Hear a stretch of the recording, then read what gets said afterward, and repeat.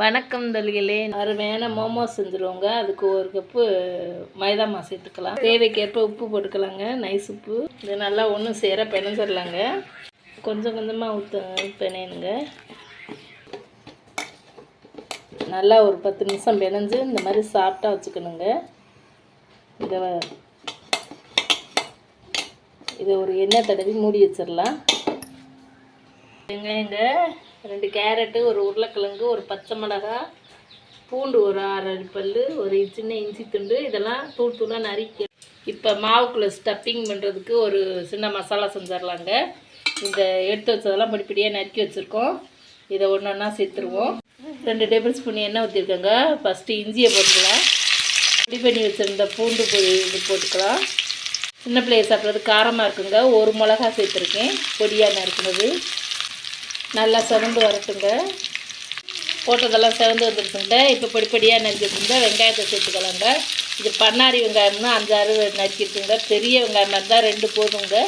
நல்லா கண்ணாடி பதத்துக்கு வெந்துருச்சுங்க. நான் சத்தை வேகட்டும். என்ன தெரியுமா போட போகிறோம்? கேரட்டை போட்டுருவோம்ப்பா.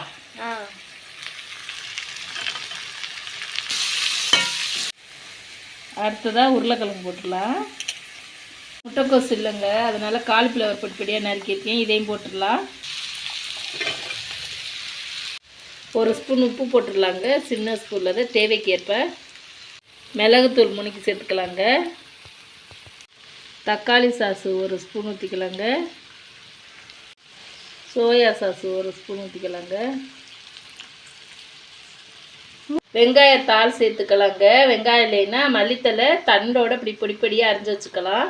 இதை லாஸ்ட்டாக சேர்த்துக்கலாம். லாஸ்ட்டாக ஒரு கிண்டி ஸ்டஃப்பிங் ரெடி ஆயிடுச்சுங்க.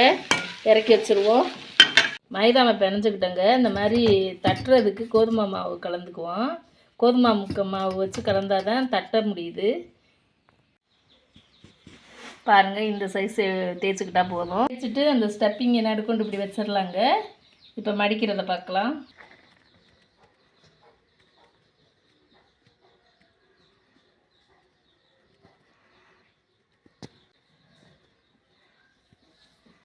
இப்படியே வச்சிடலாங்க.